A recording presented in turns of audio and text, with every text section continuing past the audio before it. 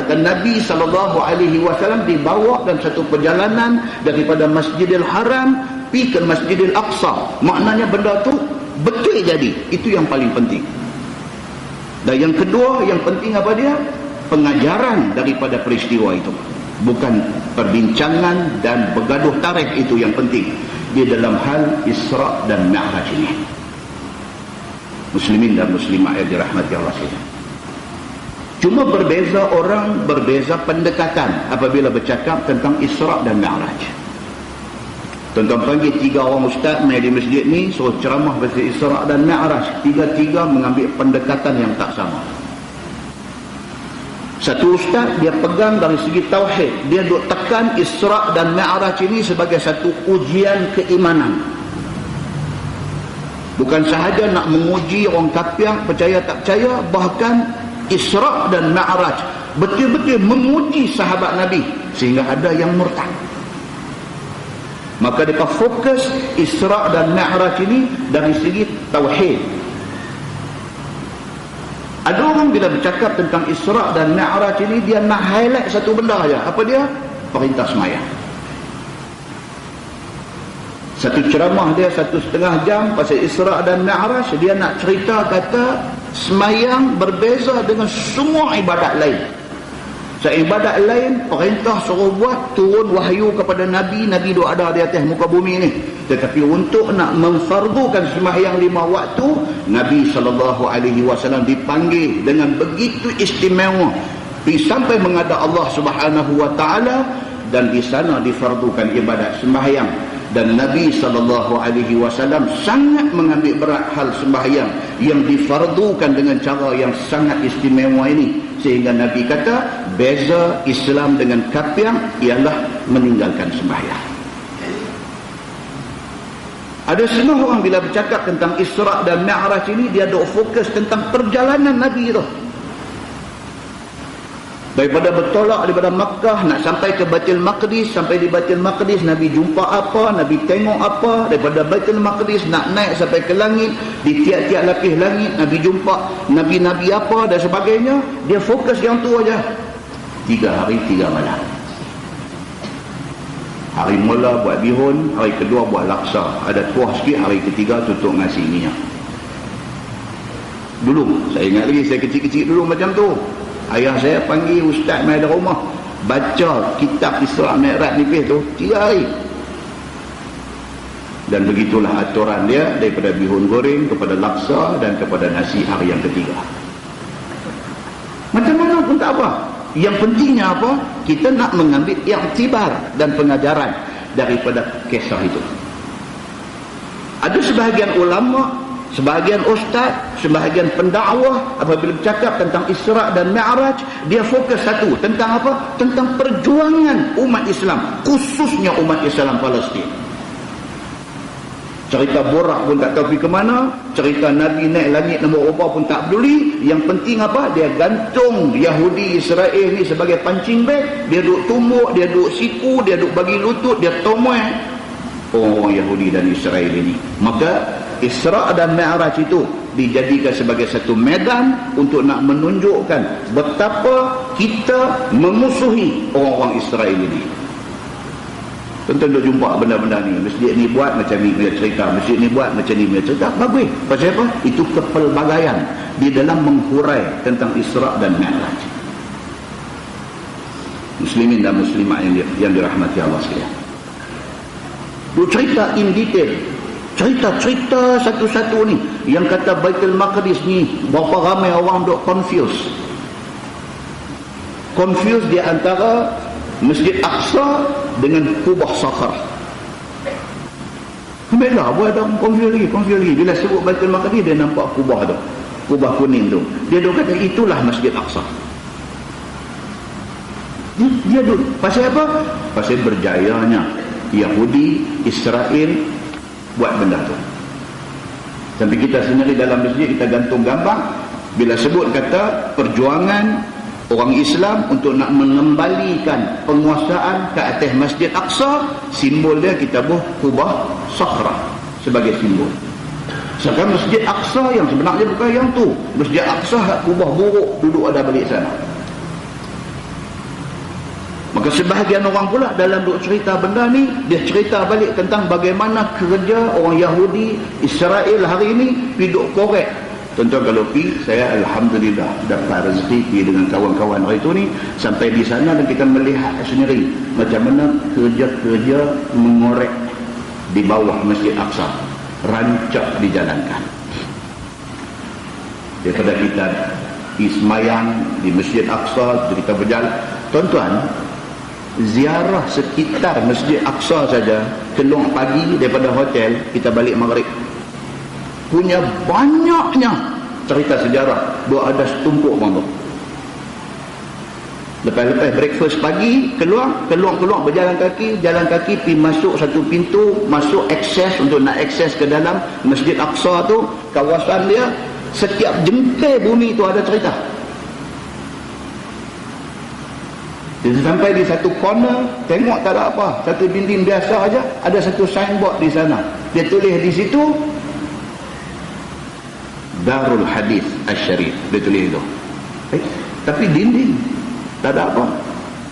Rupa-rupanya di situlah kunun ceritanya tempat yang dikatakan kursi Nabi Allah Sulaiman alaihi salam duduk sewaktu dia perintahkan jin untuk buat kerja.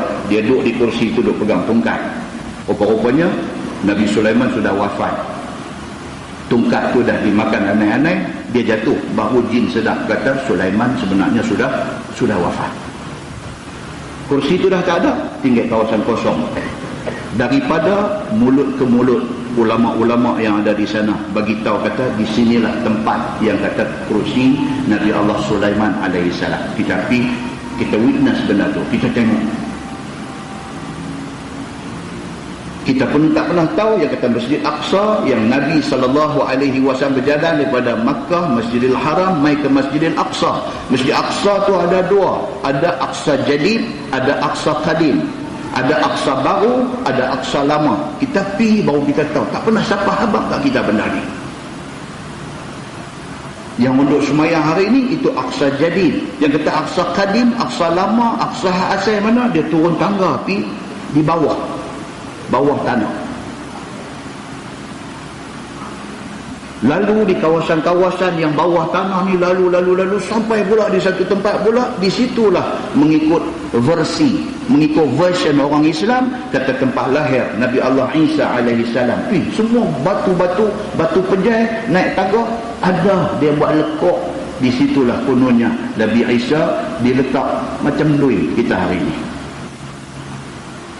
Kalau ikut version, ikut riwayat orang Kristian, dia kata Nabi Isa dilahirkan di Baitul Laham. Tapi ikut version Islam, di situ, di sebelah Masjid Al-Aqsa. Bila kita tengok benda-benda ni semua, dia related, dia klik masuk dengan cerita yang kita duk baca tentang Isra dan Mi'raj ini. Muslimin dan muslimat yang dirahmati Allah sekalian. Dan yang orang Yahudi yang Israel duk korek di bawah lantai Masjid Aqsa ni pasal apa? Pasal kononnya arkeologis mereka, ahli-ahli sejarah mereka kata Masjid Aqsa itu dibina di atas runtuhan kuil mereka dulu. Atas alasan tu mereka duk korek nak cari ini kesan-kesan yang kata Temple of Solomon, nak cari benda tu. Dan kalau mereka jumpa aja bukti yang mereka cari ini, kalau mereka jumpa memang terbukti di bawah lantai Masjid Aqsa itu memang terbukti kuil mereka dulu, dia akan runtuhkan Masjid Aqsa tu. Dia akan konstruk balik, bina balik kuil dia di tapak Masjid Aqsa itu. Bila kita sampai di sana, kita keluar mai dekat Wailing Wall, dekat daripada teriak dekat dinding tu, kita berjalan pergi sikit lagi, kita boleh tengok kerja-kerja mengorek di bawah lantai Masjid Aqsa itu, kerja-kerja berjalan. Muslimin dan muslimat yang dirahmati Allah sekalian. Demikian keadaan tempat yang menjadi tempat peristiwa besar Nabi sallallahu alaihi wasallam di dalam Isra dan Mi'raj. Kita pergi yang kata kubah kuning, yang kata kubah sakhrah itu. Kita pergi di Kubah Kuning, Kubah Sakhrah itu maksud dia apa? Batu. Kubah Sakhrah maksudnya kubah yang di bawahnya ada batu. Batu apa? Batu yang konon ceritanya terapung. Tapi hari ini sudah tidak dapat dilihat lagi terapung itu. Cuma kalau kita patah balik baca di dalam kitab yang ditulis oleh ulama-ulama dulu. Contohnya saya ambil yang ditulis oleh Imam Abu Bakar Ibnul Arabi, satu ulama besar. Ibnul Arabi, tuan-tuan duk baca kitab ni memang duk jumpa nama Ibnul Arabi. Dia ni orang Andalusia, orang etnik daripada Spain. Andalusia dia satu wilayah otonomi daripada Spanyol. Dia asal di sana. Ibnul Arabi ni dia wafat tahun 543 Hijrah. Ulama yang kata Ibnul Arabi, dia mazhab Maliki. Dia bukan mazhab Syafi'i, dia mazhab Maliki. Kawasan tu Morocco apa semua dia banyak Maliki. Maliki ni nak kenal dia mudah aja. Kalau kita pergi Mekah, pergi Madinah, semayang lagu menyanyi negaraku tu. Maksudnya apa? Depa tangan tak kiam, depa tangan lurus macam negaraku tu. Itu kebanyakannya Maliki. So Ibnul Arabi dia ni daripada mazhab Maliki, berasal daripada sana, dipaksa berpindah daripada Spain pergi ke Morocco. Ibnul Arabi sangat hebat, dia habiskan masa dia untuk 3 benda. Yang kata Ibnul Arabi ni, dia habis masa dia untuk 3 benda. Apa dia? Satu, membaca. Yang kedua, mengajar. Yang ketiga, menulis. Itu aja. Dia membaca segala khazanah ilmu yang ada ni, dia baca habis. Lepas tu dia mengajar. Apa yang dia baca dia pergi mengajar. Lepas tu menulis pula. Bila balik di rumah malam menulis. Kitab-kitabnya semua kitab yang hebat-hebat. Dan dia yang kata Ibnul Arabi ni, dia alim di dalam hadis, dia alim di dalam fiqh, dia alim di dalam usul fiqh, di dalam usul fiqh, dia alim di dalam tafsir Al-Quran, dia alim di dalam grammar nahwu Arab, dia alim di dalam bidang sejarah. Masya Allah. Yang kata Ibnul Arabi ni, dia ada tulis tentang cerita batu tergantung yang berkaitan dengan Isra' dan Mi'raj ini. Ibnul Arabi kata apa? Batu itu berdiri sendiri di tengah-tengah Masjid Aqsa. Dia kata berdiri sendiri maksudnya apa? Tak ada tiang, tak ada tali gantung, dia duduk sendiri tentu saja. Zaman dia dan tengok lagi benda tu duduk terapung. Dia kata batu itu berdiri sendiri di tengah Masjid Aqsa, tergantung dan terpisah semua bahagian dia daripada bumi dan langit. Ini Ibnul Arabi, orang hebat. Tuan-tuan kalau nak baca cerita pasal Ibnul Arabi ini, baca cerita pasal dia saja. Ditulis oleh Al-Qadi Iyad. Tulis cerita pasal Ibnul Arabi saja. Hebatnya Ibnul Arabi ini, sampai satu ulama besar Qadi Iyad ni tulis cerita pasal dia. Ulama dulu depa tak lawan penjatuh hang aku. Ulama dulu dia tak penjatuh hang aku, dia penat hang aku. Dia tengok hang lebih, dia pergi mengaji. Dia pergi mengaji, dia puji. Itu budaya yang hidup di zaman ulama dulu. Al-Qadi Iyad tulis cerita pasal Ibnul Arabi. Ibnul Arabi ni kata apa? Batu terapung ni adalah batu yang terpisah. Dia independen. Dia tak ada tali gantung, dia tak ada tiang duk tungkah. Dia duk terapung macam tu. Dia tengok sendiri benda tu. Dia kata. Kata Ibnul Arabi. Dia kata. Tidak ada yang memegang batu itu, melainkan yang memegangnya ialah Allah Subhanahu wa taala daripada langit. Dia kata. Dia kata begitu. Pasal dia pergi tengok duk seketui, duk terapung. Begitu. Dan dia kata, aku takut nak masuk di bawah batu itu. Aku takut batu itu menimpa aku kerana aku banyak dosa. Dia kata. Ulama besar tuan-tuan berasa macam dia banyak dosa. Kita hari ini duk nampak orang berdosa. Ulama besar dulu dia rasa dia tu abdul khata', dia hamba yang banyak dosa. Dia takut nak pergi semayang di bawah tu, dia takut kot dia orang yang banyak dosa, kot Tuhan pergi hempas jatuh atas kepala dia. Dia kata Dan dia kata kalau pi ke belah puncak arah selatan, dia kata disitulah, kata Ibnu Arabi, puncak sebelah selatan batu itu, disitulah tempat Nabi jejak untuk nak naik atas Burak. Dia kata hari ni kalau tuan-tuan pi, saya pi hari tu, dia buat satu macam pondok telefon, dia pasang lampu hijau dalam tu, disitulah bekas Nabi pijak. Dia buat satu macam semuruk masuk, macam pondok telefon masuk pi, kita cuma boleh suar tangan pi duduk apa pegang aja. Di situ adalah tempat yang katanya Nabi pijak untuk nak naik di atas Burak sebelum dibawa Mi'raj ke Sidratil Muntaha.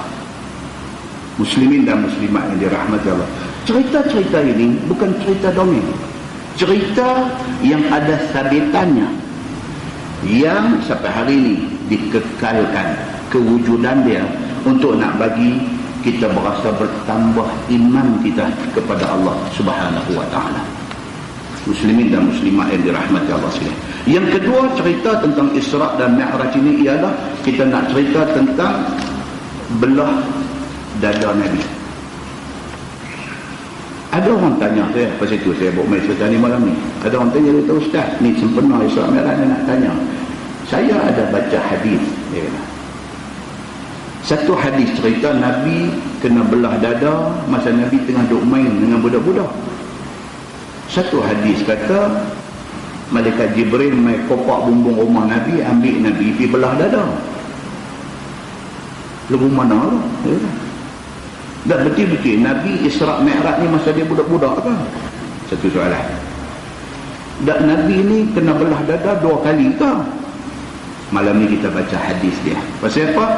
Nak menjawab segala kekusutan ini, hadis sahaja yang boleh jawab, bukan hikayat 1001 malam. Hadis yang pertama daripada Anas bin Malik radhiyallahu anhu, kata dia anna Rasulullah sallallahu alaihi wasallam atahu Jibril sallallahu alaihi wasallam wa huwa yal'abu ma'al ghilman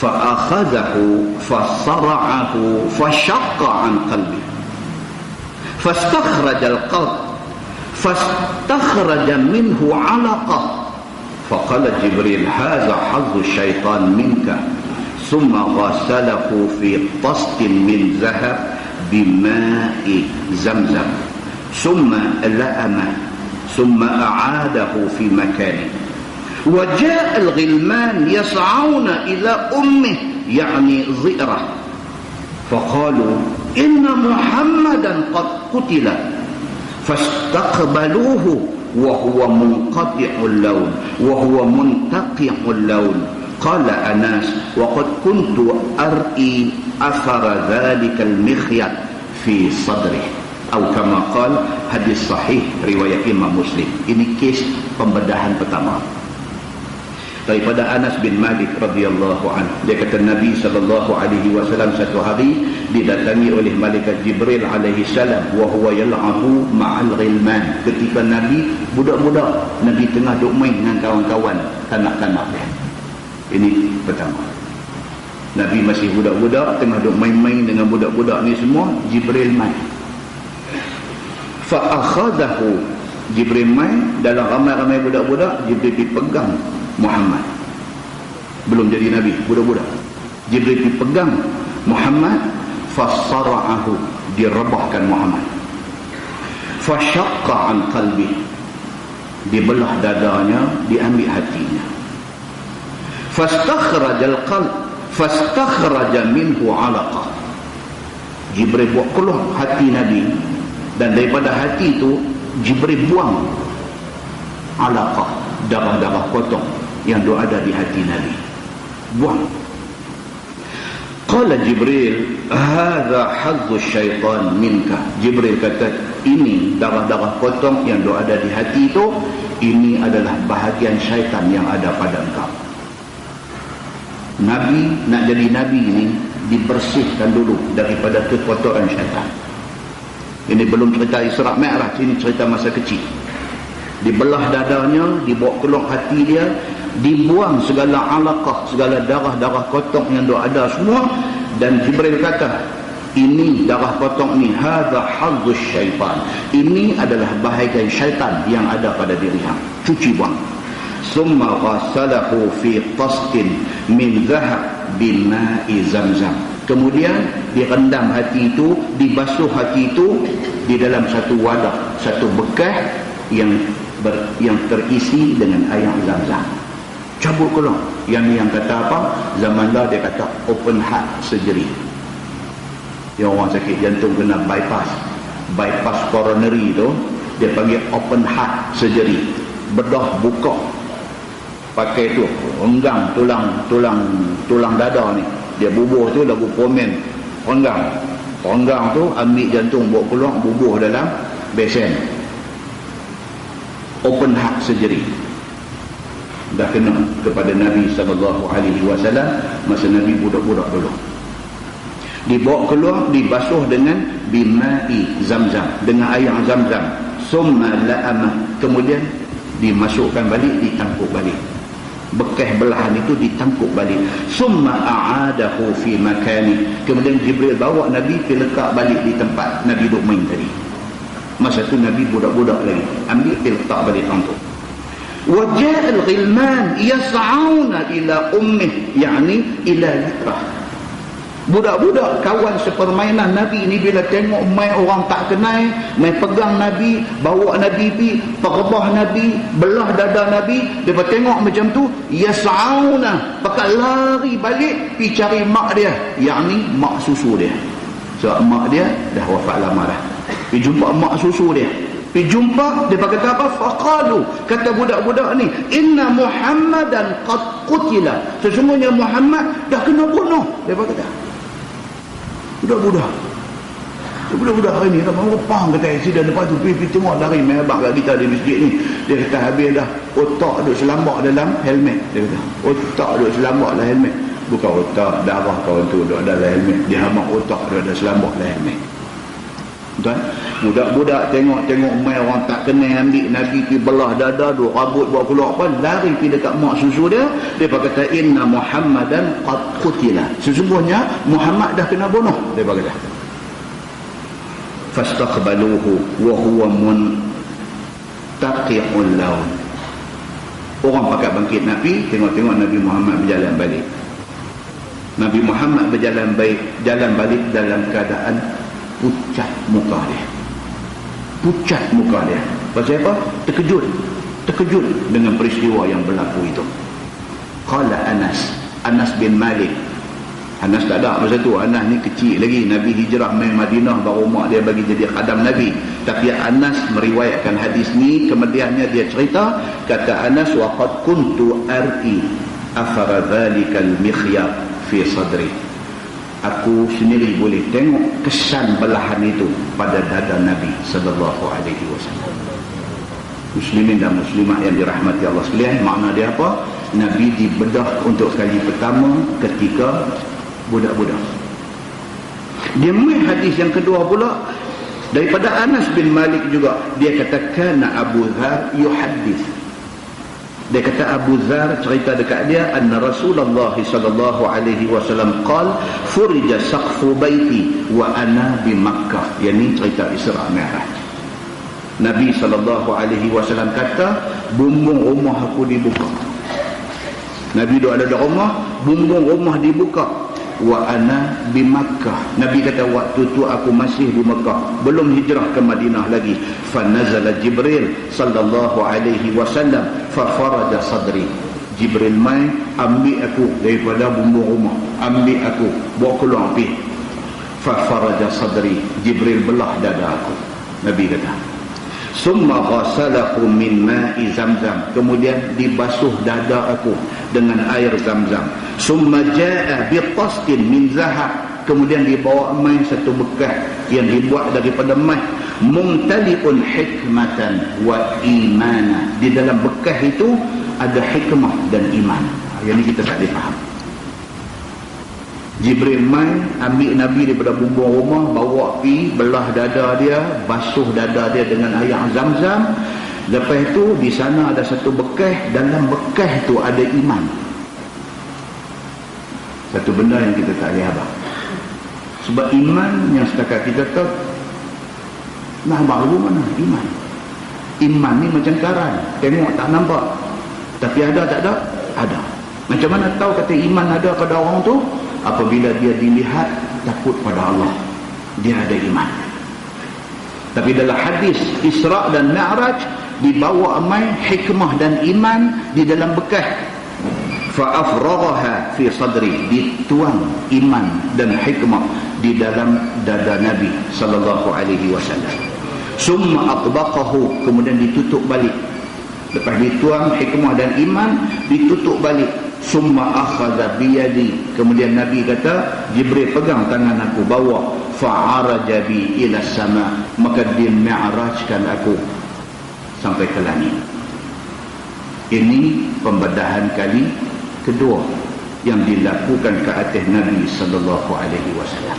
Muslimin dan muslimat yang dirahmati Allah sekalian, apapun cerita Isra' dan Mi'raj ini cerita yang mengandungi rahsia Allah yang sangat besar, yang ditakdirkan berlaku pada diri junjungan besar Nabi Muhammad sallallahu alaihi wasallam, kekasih Allah, manusia yang mulia. Mudah-mudahan kita beriman dengan cerita itu tanpa banyak cerita. Kita beriman dengan cerita itu kerana itu cerita yang sabit daripada Quran dan daripada hadis Nabi sallallahu alaihi wasallam. Mudah-mudahan mukadimah itu memberi manfaat kepada kita insya-Allah. Kita menggunakan Bahrul Mazi jilid 2. Bahrul Mazi jilid 2, muka surat 170. Muka surat 170, bab ma yaqulur rajul iza rafa'a ra'sahu minar ruku'. Itu bab yang datang pada menyatakan apa yang dikata oleh seseorang apabila bangkit ia angkat kepala daripada rukuk. Kita dah bincang bulan lepas cerita rukuk. Macam mana yang kata rokok tu belakang dia macam mana, kepala nak tengok ke mana, semua dah tengok pada bola lepas. Nah, malam ni nak cerita nak bangkit daripada rokok. Ni cerita semayang yang Nabi pergi ambil kefarduan dia di Sidratil Muntaha. Ni semayang ni kita duk baca ni. Ini bukan cerita kecil, ini cerita besar.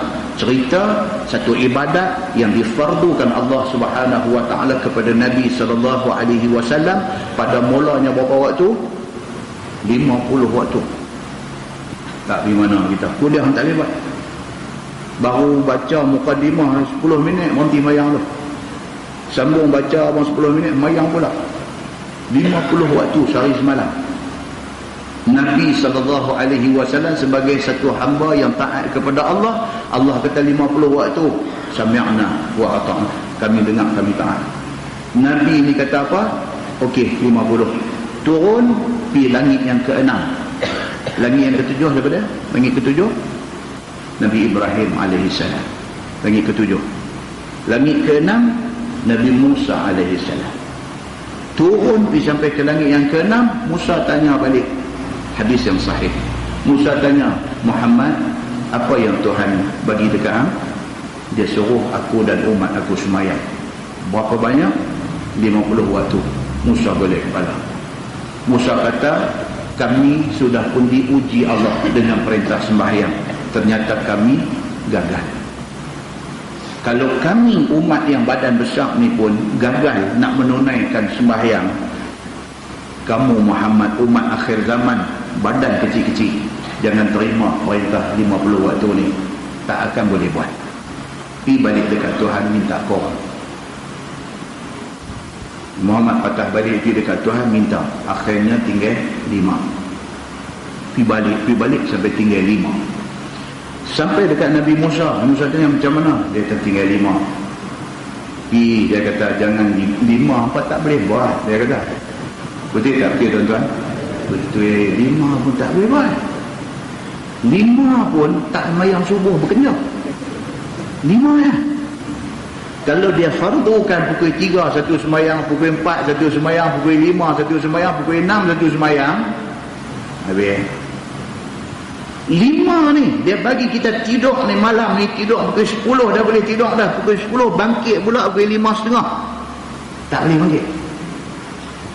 Betul tak betul apa yang Nabi Musa kata? Betul. Tapi Nabi Muhammad SAW kata apa?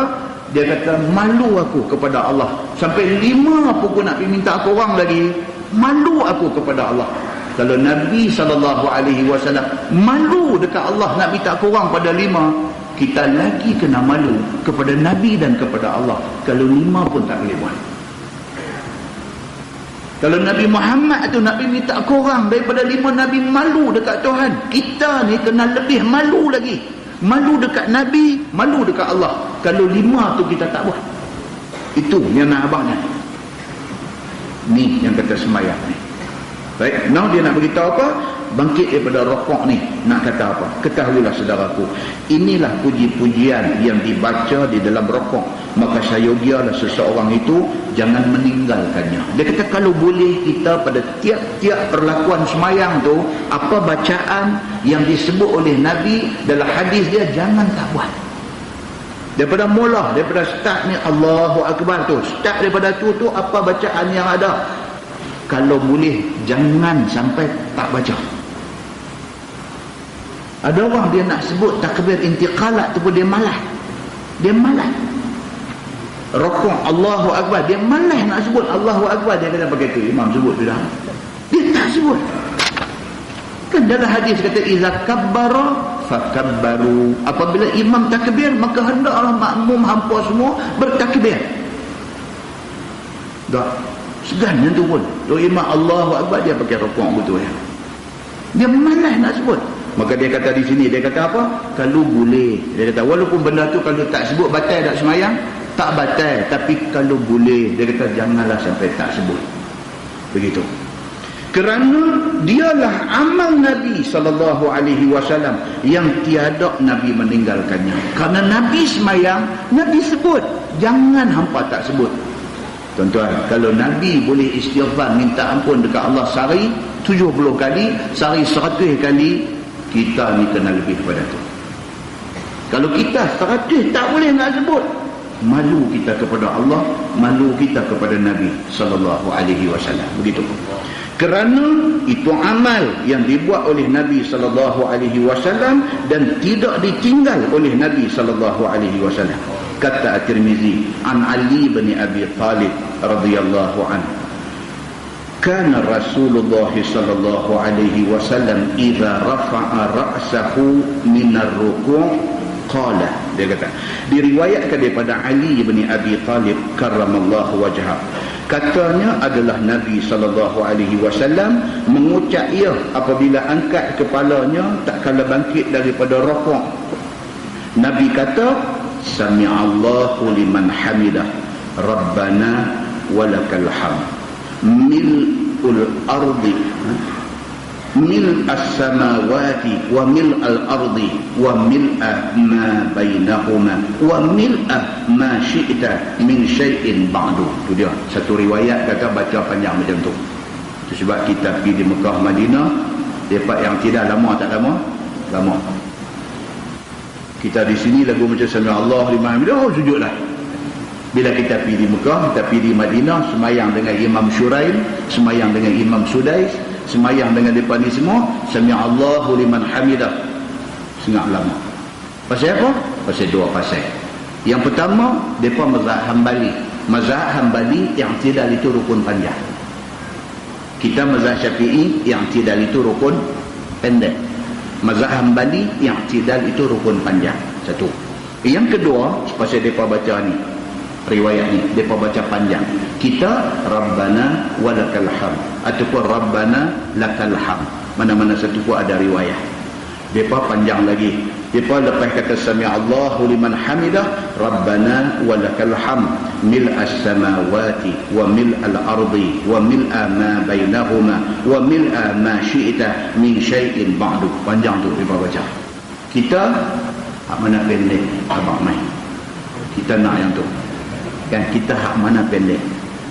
Kata ustaz semayang jenazah, kalau tu nak minta shortcut tu, dia kata kalau macam apa takbir berapa tu yang doa panjang tu, dia kata takbir berapa tu pun tak tahu. Kita kata takbir yang ketiga. Takbir yang ketiga ada doa panjang tu, kalau kita baca pendek boleh tak? Kita boleh, kita tak salah boleh. Takat mana ya? Allahumma ighfir lahu. Takat tu pun boleh. Oh, cantik. Anak yang tu lagi mau pendek lagi bagus. Kan? Kita nama macam mana? Kita dah jadi macam tu. Baik.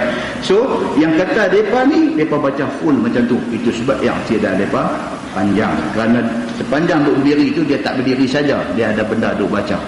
Habis baca yang banyak tu, baru dia sujud.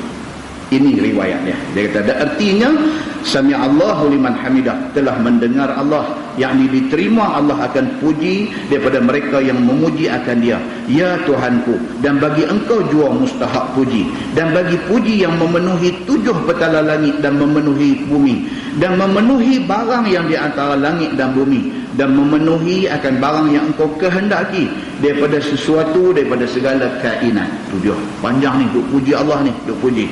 Kemudian daripada langit dan bumi dan lainnya, yakni puji akan sebagai puji yang banyak sekira-kira benda berjisim, nescaya memenuhilah 7 petala langit dan daripada segala kainatnya. Tu dia, tu puji Allah ni. Sembahyang ni apa dia tuan-tuan? Sembahyang adalah satu ibadat yang terisi di dalamnya puji-pujian kepada Allah. Daripada mula Allahu Akbar, Allah Tuhan yang Maha Besar, puji Allah. Baca doa iftitah tu, semua tu puji Allah dan membesarkan Allah. Lepas tu baca Fatihah, Fatihah tu semua puji Allah.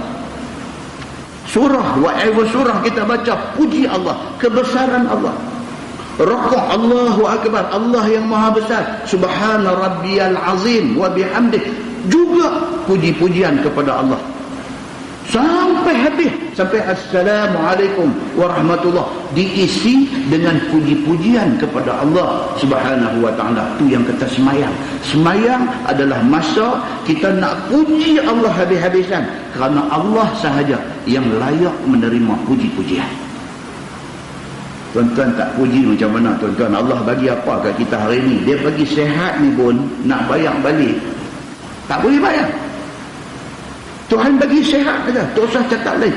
Tidak ada benda yang Allah jadikan kepada kita dari ujung rambut sampai ujung kaki yang sia-sia. Tak ada.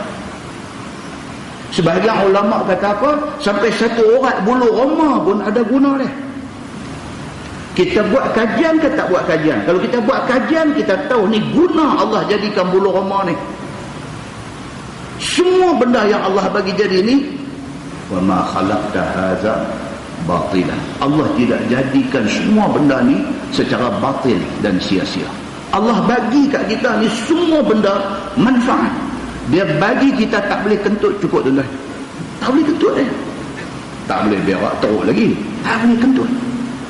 Saya zaman student dulu mengaji kan, pada abang kata dekat Sungai Wei, Kuala Lumpur kan, Sungai Wei, tepi Kelang tu ada roti telur kuah banjir. Dia tahu, dia kata karan tu.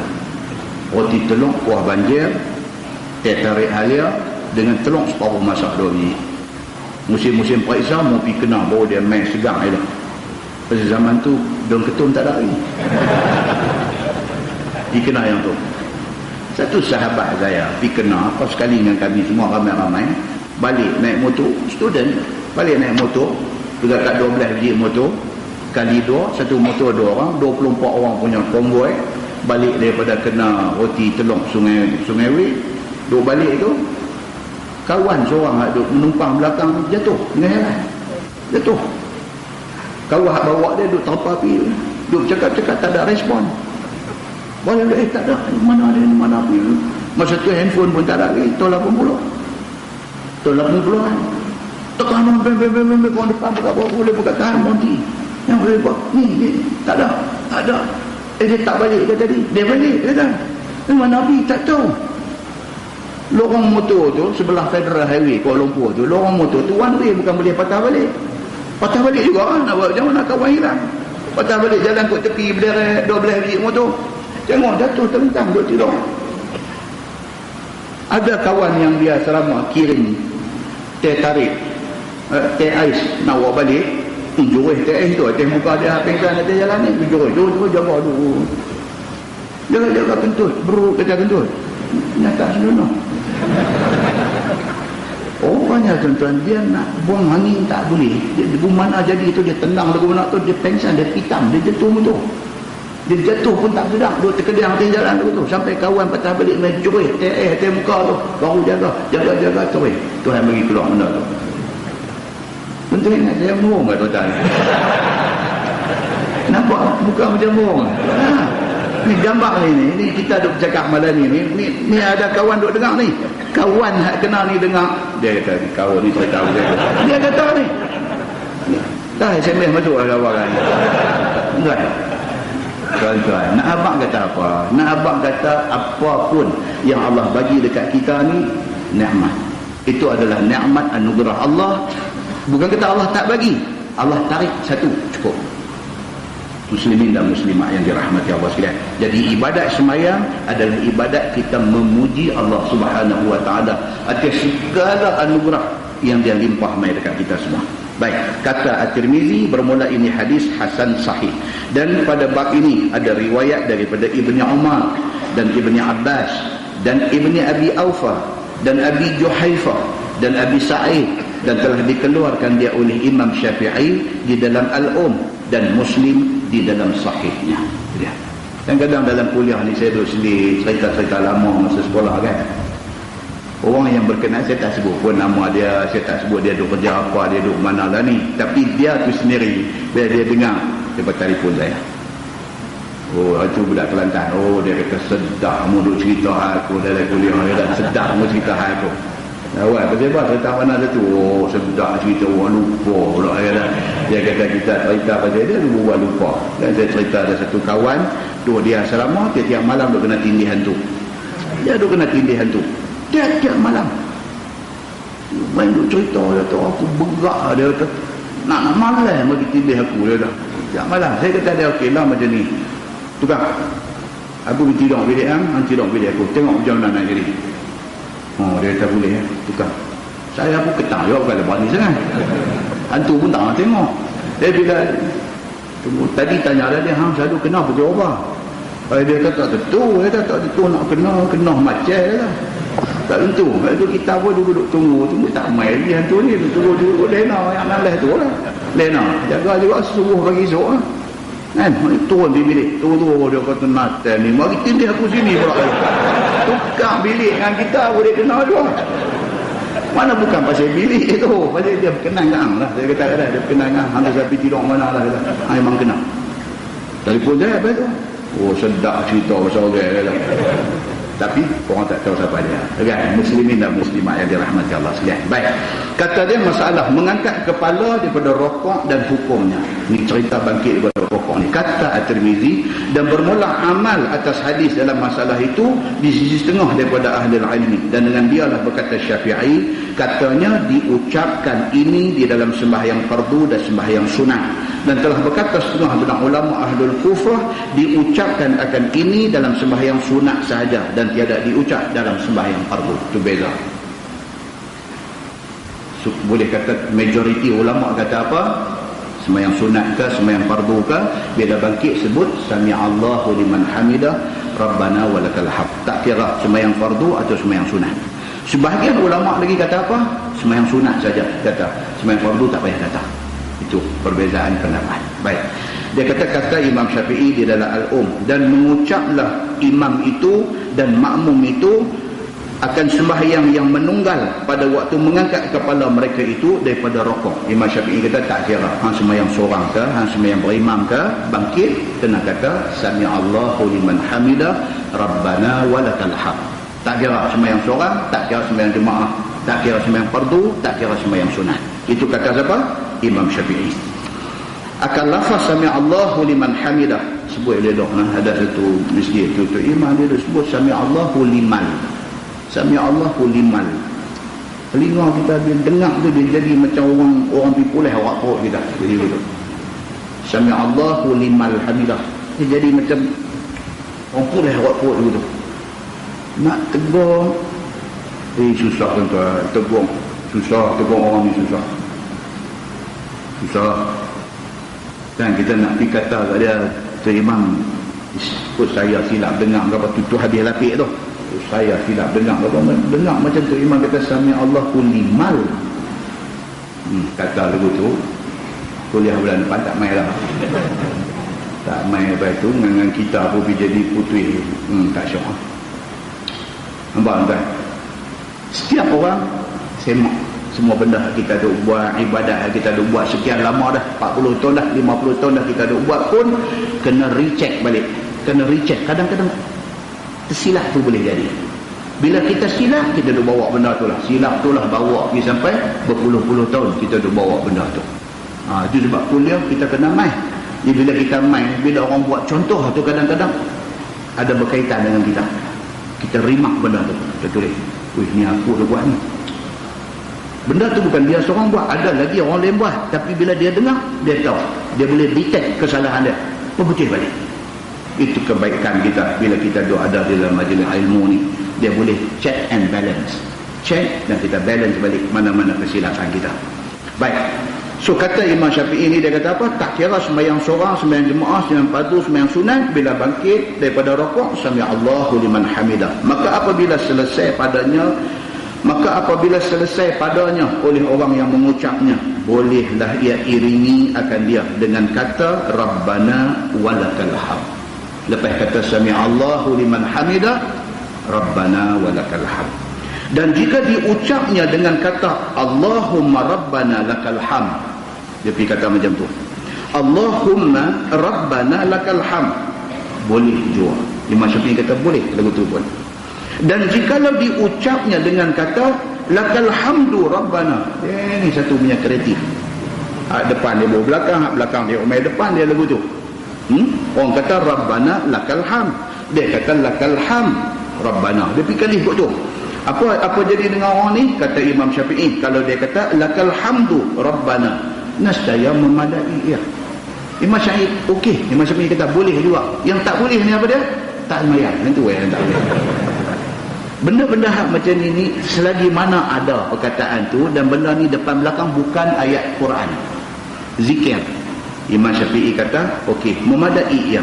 Dan bermula ucap pertama itu menurut sebagaimana suruh Nabi SAW dengan dia. Tapi hak kata Rabbana walakal hamd, itu yang Nabi sebut. Kalau lakal hamd Rabbana, itu Nabi tak sebut. Tapi kalau hang sebut, Imam Syafi'i kata memadai sembahyang itu. Cuma dia jadi kemik sikit. Kalau kereta dia ada dented, dia ada kemik sikit, kata tak apa cantik macam tu. Itulah dia kata lebih suka aku kepadanya. Imam Syafi'i kata ikut macam mana Nabi, yang tu yang aku suka. Ikut macam mana Nabi kata, macam tu aku suka. Imam Syafi'i kata. Pasal apa? Pasal itulah mazhab Imam Syafi'i. Mazhab apa? Nabi SAW. Begitu. Dan jikalau berkata seorang man hamidallah sami'a lahu, ini pergi mengaji bahasa Arab, dia pandai lebih. Okey, dia bangkit sami'allahu liman hamidah. Lepas itu dia kata apa? Man hamidallah sami'a lahu. Ni orang pandai Arab baru boleh ni duk kali macam ni. Maksud dia apa? Man hamidallah, siapa puji Allah, sami'a lahu, Tuhan dengar pujian dia. Dia pergi kali kot tu. Tiadalah aku fikirkan atasnya ulang. Imam Syafi'i kata bolehlah, tak payah ulang semayang, kira okey lah. Tapi modul luku kepala orang macam ni, dia memandai-mandai pergi ubah sana sini, tapi tak membatalkan sembahyang. Dan bahawasanya berkata ia sami'allahu liman hamidah, kerana menurut seperti mana Nabi SAW, dan itu lebih suka aku kepadanya. Imam Syafi'i kata apapun hak Nabi buat tu aku suka. Itu sebab tuan-tuan kita dalam bab ibadat ni, kalau ada hadis, itu pegangan kita. Soal tafsiran hadis, itu perkara kedua. Kan, nanti kita akan sampai satu tajuk, kita nanti bincang detail tentang apa nama tahiyat ni, yang jadi berbeza pahaman tentang tahiyat. Imam Syafi'i dia kata hadis yang kata gerak tangan ataupun isyarat tangan ketika tahiyat tu, Imam Syafi'i pilih tang asyhadu an la ilaha illallah, ada satu pergerakan. Okey, ada mazhab kata Imam Ahmad bin Hanbal, dia kata mutaharrik, bergerak tu sepanjang-panjang tahiyat tu jari dia bergerak. Dia kata begitu. Itu tafsiran. Itu tafsiran. Dan masing-masing ada sandaran dan ada hujah dia. Kita nanti tengok di bawah tajuk tasyahud, nanti kita akan jumpa benda tu. So, beritahu dulu pasal apa? Kita tak kalut menyalahkan orang. Yang tu. Tak kalut menyalahkan orang. Jadi baru ni keluar dalam tanyalah ustaz ke apa, atau ada keluar soalan ni tanya pasal apa, ustaz nak tanya apa hukum orang yang tahiyat jari dia duduk bergerak sepanjang masa. Ustaz tu pediah terus, dia kata batal terus. Oh, nanti saya nak menghukum batal ibadat orang ni, nanti jangan gopoh macam tu. Kita kena tengok dulu siapa yang memberi tafsiran begitu. Bila kita tengok baru kita bagi respect. Kita kata okey, itu tafsiran dia. Kita nak doa sekali je, Masya Allah kita buat macam tu. Tapi dia nak dua lagu ni, jangan pergi kata semayang dia batal. Pasal apa? Membatalkan ibadat orang ini perkara besar. Ini kena jaga. Baik. Dan jika tiada dilakukannya lebih daripada rokok dan i'tidal, padahalnya tiada diucapnya sesuatu, nescaya aku makruhkan demikian itu baginya, tetapi tiada ulang atasnya akan sembahyang dan tiada sujud sahwi. Ni kalau dia ni lagu duk main style bisu, style gambar Charlie Chaplin, tak ada suara kan. Tu imam rokok, dia rokok. Tu imam bangkit, dia pun bangkit. Dia tak sebut Allahu Akbar, dia tak baca Subhana Rabbiyal Azim, dia tak kata Sami Allahu liman hamidah, dia tak kata Rabbana walakal hamd. Dia cuma rokok, dia rokok. Yang tidak, lagu tu aja. Macam mana cerita dengan dia ini? Sembahyang dia sah, tidak payah ulang sembahyang. Tapi Imam Syafi'i kata, aku tak berkenan orang macam ni. Aku tak berkenan kepada orang macam ni. Malas sangat dia ni. Tak boleh lagu tu. Baik, masalah dia kata mengucap zikir bangkit daripada rokok dan kelebihannya.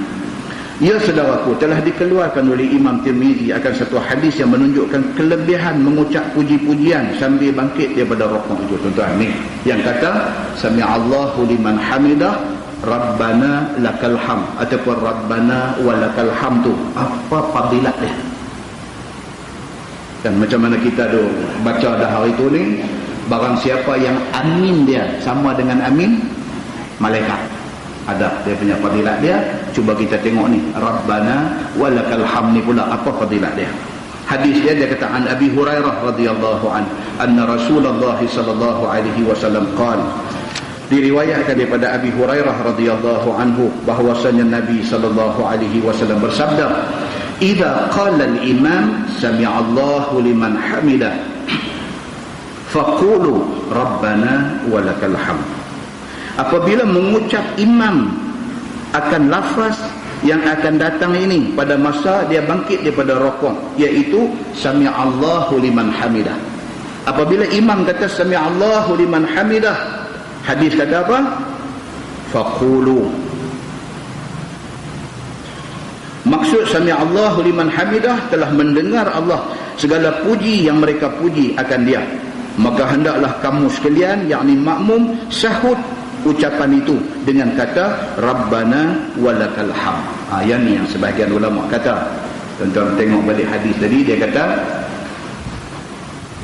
idza qala al-imam sami'allahu liman hamidah, apabila berkata imam sami'allahu liman hamidah, faqulu, maka hendaklah makmum kata Rabbana walakal hamd. Maksudnya hadis sebut dia kata maka hendaklah makmum kata Sami'allahu liman hamidah. Hadis tak sebut kata makmum kata Sami'allahu liman hamidah. Hadis sebut kata makmum disuruh kata Rabbana walakal hamd. Itu satu pendapat. Imam Syafi'i dia kata dah. Imam kata Sami'allahu liman hamidah, makmum kata juga Sami'allahu liman hamidah. Rabbana walakal hamd kata imam, kata makmum kata.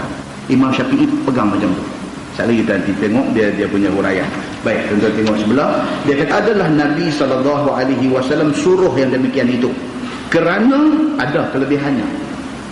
Sabda Nabi SAW, fa'innahu, ini tengok, fa'innahu man wafaqa qawluhu qawlal malaika ghufira lahu ma taqaddama min zanbi. Masya Allah, itu hadis dia. Dia kata apa?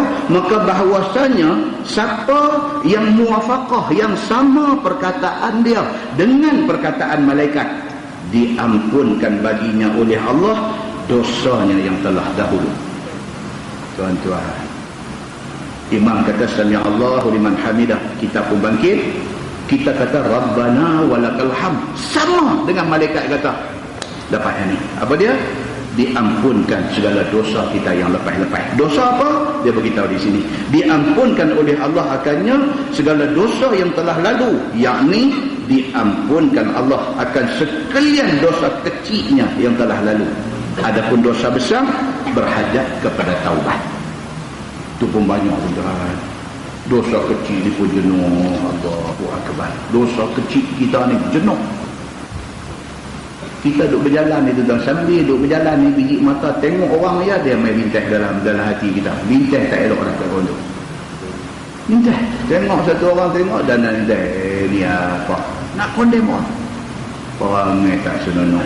Kita ni bukan oleh kita ni. Tengok ayat dandan ni pasal apa? Pasal Jibril tak main operate kita. Ini masalah dia. Kalau Jibril main belah lagu duk ambil kita punya hati, duk basuh dengan zam-zam apa semua, masuk balik, tangkuk balik, insya-Allah kita tak ingin jadi. Tapi kita tak melalui proses itu. Kotok tu yang tadi Jibril kata apa? Hadza hazzuz syaitan minka. Ini bahagian syaitan yang ada pada engkau wahai Muhammad. Kotok tu ada dalam hati kita. Kerana ada kotok tu, kita selalu buruk sangka ke orang. Selalu kita buruk sangka ke orang. Tengok orang ni kita ingat tak elok. Tengok orang ni kita ingat tak elok. Benda ni dosa kecil. Dan dosa kecil ni dia luruh sama dengan di ayat semayang, dia luruh sama dengan kita sebut Rabbana walakal hamd. Kalau sama dengan malaikat, luruh dosa-dosa seumpama ini. Muslimin dan muslimat yang dirahmati Allah sekalian. Maka dosa besar dia kata berhajat kepada taubat, kerana tiada dihapus Allah Subhanahu wa taala melainkan dengan taubat yang nasuha. Dosa besar nak kena taubat, minta ampun kepada Allah Subhanahu wa taala. Kata At-Tirmizi, ini hadis hasan lagi sahih, hadis kuat. Baik, masalah mengucap sami Allahu liman hamidah dan hukumnya. Kata Abu Isa At-Tirmizi, ni cerita sebut sami Allahu liman hamidah ni. Imam sebut, kita ni makmum ni nak sebut ke takkah? Ini perbincangan dia. Mengucap sami Allahu liman hamidah dan hukumnya. Kata Imam At-Tirmizi, dan bermula amal atas hadis tadi di sisi setengah daripada ahlul ilmi daripada sahabat Nabi SAW dan mereka yang kemudian daripada itu memikir mereka itu akan bahawasanya berkata imam sami Allahu liman hamidah dan berkata makmum di belakangnya akan Rabbana lakal hamd. Itu satu pendapat. Bila imam kata sami Allahu liman hamidah, makmum kata Rabbana lakal hamd. Makmum tak kata sami Allahu liman hamidah, makmum cuma kata Rabbana lakal hamd. Tuh. Dan dengan dialah berkata Imam Ahmad bin Hanbal, Imam Hanbali Mekah Madinah, depa macam ni. Itu sebab kita pergi sana, bila tu imam nak rokok, tu imam kata Allahu Akbar, tu Bilal dia kata Allahu Akbar. Tak gitu imam bagi sami Allahu liman hamidah, kita dengar suara imam sikit lah, sami Allahu liman hamidah. Tu Bilal dia tak riau sami Allahu liman, dia tak kata. Dia kata apa? Rabbana wal ta'ala. Pasal apa? Pasal Imam Hanbali dia berijtihad mengatakan berdasarkan hadis tadi, makmum tidak disunatkan sebut sami Allahu liman hamidah, itu sunat ke atas imam saja. Makmum sunat sebut Rabbana walakal hamd. Baik, itu dia kata apa? Pendapat itu pendapat Imam Ahmad bin Hanbal. Dan juga telah berkata begitu Imam Ibn Sirin dan lain daripada mereka itu. Imam Ibn Sirin ni bukan polis, ini kata siren polis pula. Ibn Sirin, oh dia ni tuan-tuan, dia bukan sahabat Nabi, bapa dia sahabat Nabi. Ibn Sirin hebat tuan. Ibn Sirin ni nama dia Muhammad bin Sirin. Muhammad bin Sirin, dia ni orang hebat. Dia beranak zaman Osman bin Affan jadi khalifah, baru dia dilahirkan. Zaman Osman bin Affan baru Ibn Sirin ini, Muhammad bin Sirin ini baru beranak, baru dilahirkan pada masa itu. Pak dia yang kata Sirin, pak dia ni hamba kepada Anas bin Malik. Bapak dia khadam, hamba abdi kepada Anas bin Malik. Okay. Mak dia pula nama Safiyah. Mak kepada Ibn Sirin ini, isteri kepada Sirin ni nama Safiyah. dia hamba kepada Sayyidina Abu Bakar As-Siddiq. Mak pak dua-dua hamba. Mak pak dua-dua hamba. Tetapi dua-dua ni sama ada Sirin ataupun Safiyah ni, dua-dua ni dikenali oleh semua orang sebagai sangat soleh di sisi Allah. Kerana soleh mereka ini, maka Anas bin Malik memerdekakan bapa dia Sirin, dan Abu Bakar As-Siddiq memerdekakan mak dia Safiyah ni kerana kagum dengan kesalehan mereka ni. Ni yang kata Imam Ibn Sirin ini, mak pak hamba tetapi Masya Allah punya taat kepada Allah ni sampai mengkagumkan Anas bin Malik dan mengkagumkan Abu Bakar As-Siddiq. Dimerdekakan mak dan ayah dia ni, dimerdekakan. Dan Ibn Sirin ni sendiri, guru dia siapa dia? Guru dia Zaid bin Thabit. Orang hebat. Zaid bin Thabit, sahabat Nabi. Guru dia siapa? Imran bin Husain, rawi hadis. Banyak tuan-tuan buka hadis jumpa Imran bin Husain. Itu guru dia. Dia pergi belajar dekat sahabat-sahabat Nabi. Guru dia siapa dia? Anas bin Malik, pemulu bapa dia. Dia belajar dekat Anas bin Malik. Guru dia siapa dia? Abu Hurairah radhiyallahu anhu. Guru dia.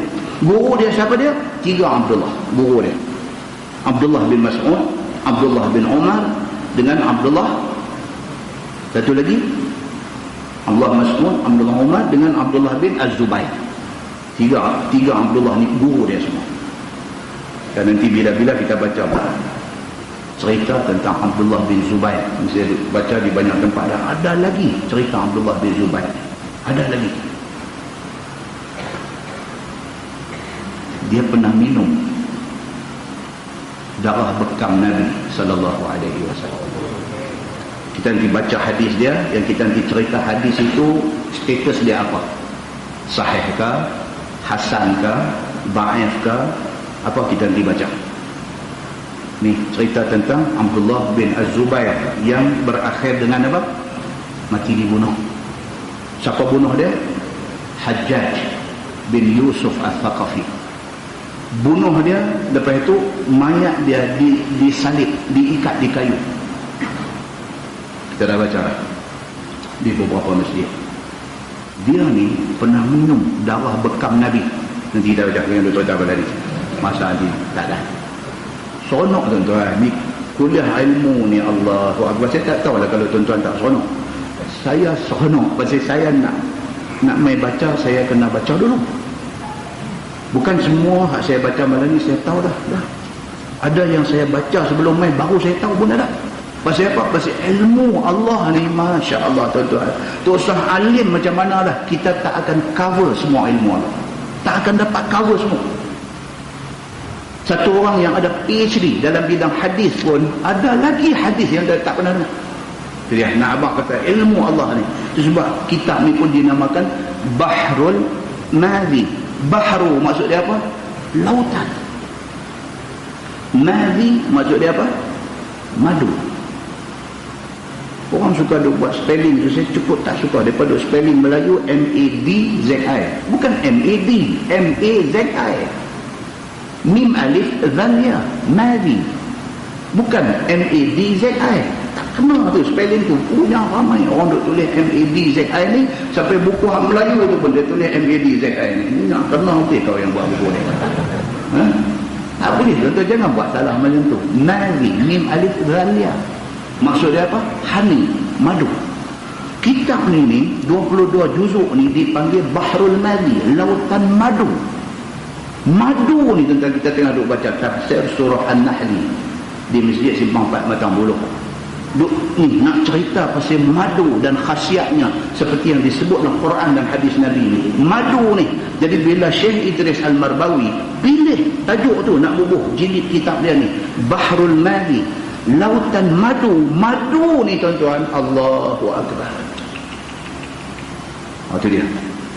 Maknanya apa? Ilmu ni kal bahar, macam lautan.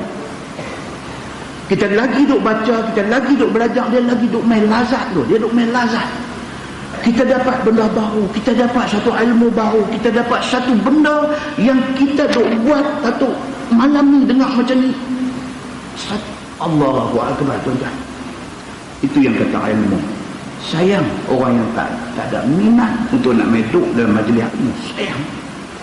Allah bagi dekat kita minat ni, nak main, nak duduk dengar ni, anugerah ni Allah bagi kat kita ni. Tak ingat nak main ni, anugerah. Duk tengok kalender dah, tengok kalender, malam ni aku nak pergi masjid sekian-sekian, malam ni masjid Bakar Aram, malam ni masjid Penguluhin, malam ni kita tanda dah. Pasal apa? Pasal kita nak ambil ilmu tu. Kalau tak dapat, kalau ditakdirkan tuan-tuan mai tak dapat ilmu, tuan-tuan dapat keampunan Allah. Cantik tak? Semata-mata mai duduk ni, keampunan Allah dalam tangan. Keampunan Allah ni, semua orang duk cari yang ni tuan-tuan, nak cari keampunan Allah. Dengan serba kelemahan, dengan serba daif yang ada, dengan serba tak elok yang ada pada diri kita ni, kita harap apa? Kita harap Allah ampun hak mana yang lebih kurang ada pada kita. Keampunan itu di antaranya ialah dalam majlis ilmu ni dijanjikan keampunan Allah Subhanahu wa taala. Ada orang tanya, ustaz, lah duk ada live streaming apa semua, kalau duduk di rumah dia kira short sekali dah, dia duduk dalam majlis ilmu dah. Saya kata tak tahu, tu kena tanya majlis fatwa. Main masjid live streaming ni bukan abuan orang Padang Temusu. Yang ni abuan orang duduk di Petaling Jaya, abuan orang yang duduk di Sarike, Sarawak, abuan anak kita duduk mengaji di Mesir, abuan orang yang abuan mereka yang nak main tak boleh. Kita tak boleh main-main. Pasal apa? Pasal kita nak ambil ni taman syurga Allah ni, kita nak ambil. Ditakdirkan telena pun tak apa dah, keampunan Allah kita sudah dapat. Kalau jaga lagi cantik, keampunan dapat, ilmu pun dapat. Tentu kena tegur je sikit. Ada buat warak tu yang tak. Muslimin dan muslimat yang dirahmati Allah sekalian. Jadi dia kata, yang kata Ibnu Sirin tadi ni, dia sama macam Imam Ahmad bin Hanbal. Dia kata apa? Imam saja kata sami'allahu liman hamidah, makmum kata Rabbana walakal hamd. Itu pendapat Imam Ahmad bin Hanbal dan pendapat Ibnu Sirin yang kata mak bapak orang saleh yang menjadi hamba kepada Anas dan juga Abu Bakar As-Siddiq tadi ni. Baik, dia kata, dan berkatalah mereka itu yang di belakang imam seperti mana imam jua, iaitu sami'allahu liman hamidah Rabbana walakal hamd. Dan dengan dialah berkata Imam Syafi'i. Dia kata Imam Syafi'i, dia kata apa? Imam kata sami'allahu liman hamidah Rabbana walakal hamd. Makmum pun kata sami'allahu liman hamidah Rabbana walakal hamd. Itu pendapat Imam Asy-Syafi'i. Tak salah, itu ijtihad dia. Itu ijtihad dia. Siapa pun berijtihad, bagi mereka pahala. Cuma satu atau dua.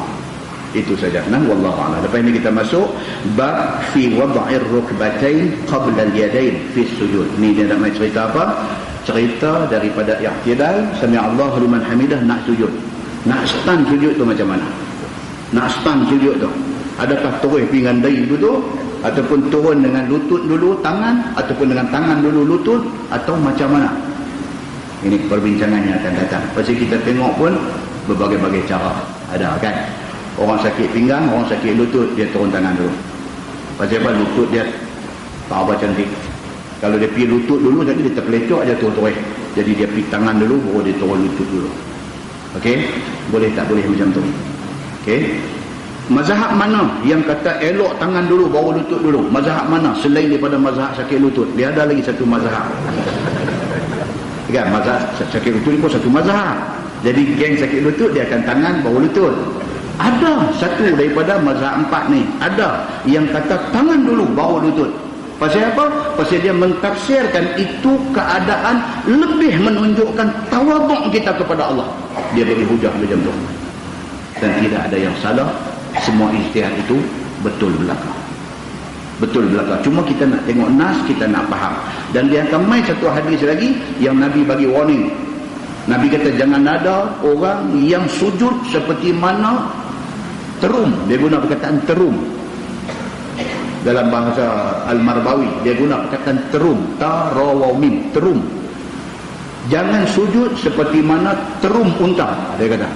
Sujud macam tu Nabi larang. Yang kata terum unta tu macam mana? Dia terum tu macam mana? Kan? Itu perbincangan yang akan datang. Kan? Ini cerita nak turun pi dan nak sujud. begitu. Kemudian dia akan cerita tentang as-sujud 'alal jabhah wal anf. Sujud mesti atas dahi dan hidung. Dia akan main perbincangan. Kalau dahi saja tak kena hidung, macam mana sujud tu? Kalau hidung saja tak kena dahi, ada ke orang macam tu? Ada. Pinocchio nama dia, orang putih. Dah baca, saya budak-budak dulu baca buku, tajuk Pinocchio. Hidung tu dia macam mana hotdog yang panjang. Dia harus, kalau semayang hidung saja nanti sujud. Dahi dia tak boleh sampai. Kalau ada Pinocchio, dia boleh sujud atas hidung saja. Boleh tak boleh. Dia nanti main dalam perbincangan esok, boleh tak boleh sujud lagu duk letak kepala macam nak tidur lagu tu. Dia sujud atas sideburn. Dia sujud kot tu. Dia bila pi nak dia ni lagu kona lagu tu sujud. Sah ke tak sujud macam tu? Dia main lagi perbahasan hukum ni saja gezek. Dia main lagi perbahasan hukum, dia kata boleh tak boleh. Kawan ni dia tak niat nak sujud, dia tertomuh. Dia kata alang-alang tomai sujud dia. Boleh tak boleh lagu tu? Tuan-tuan yang kata faktor ni, Masya Allah, kan?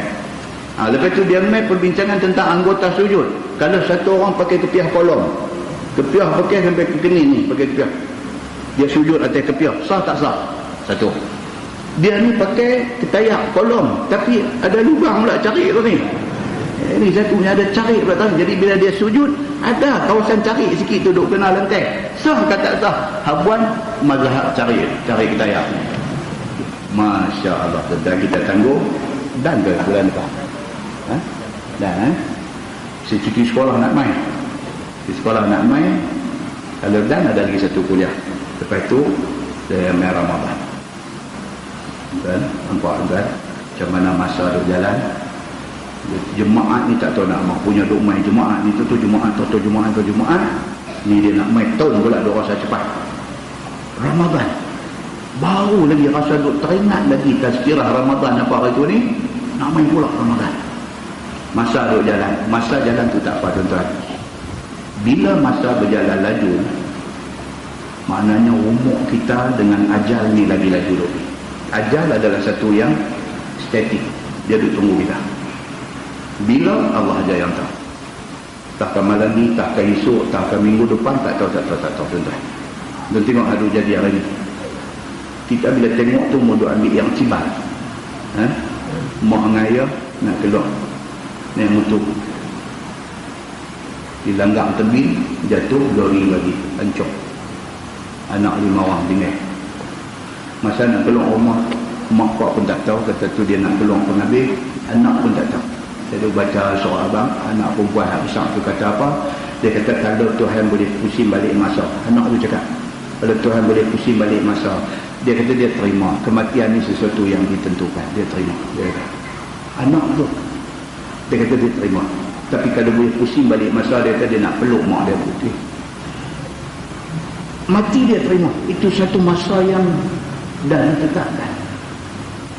Tapi tak puas rasa. Patut tadi ni mau lebih lagi. Entah. Hari dia tak tahu hari kita. Polis di Pulau Kurau ke mana? Pai entah. Dia buat kerja biasa naik motor.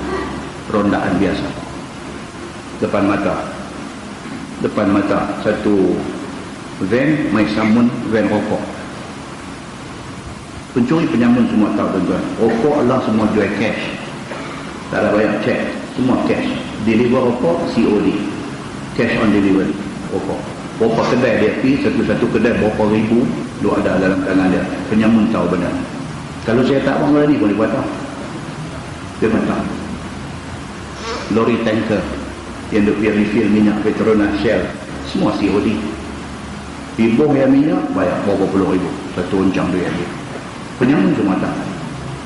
Tu dia buat kerja tu semua tu kerja yang high risk, very risky, berisiko tinggi. Disamun, tarik, polis atas rasa tanggungjawab nak cegah jenayah, hambat dengan motor. Rupanya penyamun lagi cerdik. Hak samun ada hak satu backup belakang. Bila nampak polis ligan, hak belakang pilanggar. Mati tuan-tuan seorang. Apa kerja pun ada risiko. Kematian satu yang pasti. Waktu mati kita lagu mana? Itu satu. Waktu mati tu bekal kita nak pergi berjawab dengan Tuhan tu banyak mana? Yang tu satu. Baru kita tahu rupanya main majlis ilmu, duduk ni penting rupanya. Pahala tu sana esok tengok-tengok ni main attend, main hadir majlis ilmu, duduk ni Tuhan bagi keampunan dosa ni. Berapa banyak dosa kita buat Tuhan iris, delete, padam. Pasal apa? Pasal dia ni kaki majlis ilmu. Ringan kita di depan Allah esok, ringan. Cek balik dosa dia banyak padam. Pasal apa? Pasal dia ahli majlis ilmu. Masya Allah tuan-tuan. Masa tu baru kata, kalau kau tahu macam ni, tiap-tiap malam pun TV mengaji. Tuan abang yang tu. Lah bukan zaman kita nak pergi masjid hamun, marah orang tak main mengaji ke. Apa? Kita habaq benda ni. Hang tak buat, hang rugi. Yang tu In ahsantum li anfusikum. Kalau hang buat baik abuan hang. Wa in asa'tum falaha. Kalau hang buat benda tak baik, benda jahat, hang terima panggung dia. Begitu je. Jangan duk kata orang tua ni hang sendiri lepas tak lepas. Macam kita duk marah orang tak mau dekat hudud. Sampai dia buat di lori lah ni tuan-tuan. Say no to hudud. Buh di lori. Lori duk bergerak atas jalan ni. Dia, ni orang yang tak mau ni. Say no to hudud. Pasal apa tuan-tuan? Pasal kita tak terang kat dia. Satu benda baik, tapi mereka tak faham, mereka lawan. Jangan salah kat mereka, sebab mereka bukan orang Islam. Bukan orang Islam, kalau tolak menasabah, pasal dia bukan orang Islam. Dia duk ingat kata benda ni Islam punya nak perkosa agama dia. Dia duk faham macam tu. Kita tak faham kat dia, tak bagi faham dekat dia, kata benda ni bagus, benda ni untuk kebaikan semua. Kita yang tak bagi faham dekat dia. Berkawan punya lama, benda ni kita tak abang. Tuan-tuan, zaman lah ni zaman apa? Zaman terang bagi orang faham. Itu zaman dia, bukan zaman maki orang. Terang bagi orang faham. Dengan harapan kita nak mula pun kita minta elok-elok, ya Allah, biarlah aku cakap ni ikhlas, biar jatuh di hati orang yang dengar, ikhlas mereka kerana Allah. Ingat macam tu. Mudah-mudahan bertambah orang yang faham agama, bertambah baiklah negara kita. Ditawan dengan tasbih kafarah dan surah Al-Qasas. Subhanakallahumma wa bihamdika, asyhadu an la ilaha illa anta, astaghfiruka. Bismillahirrahmanirrahim. Innal insana lafi khusr illa allazina amanu.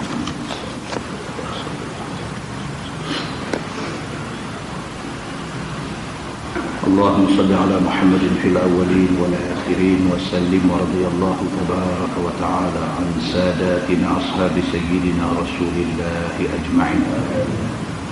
بسم الله الرحمن الرحيم. الحمد لله رب العالمين حمدا يوافي نعمه ويكافئ مزيده.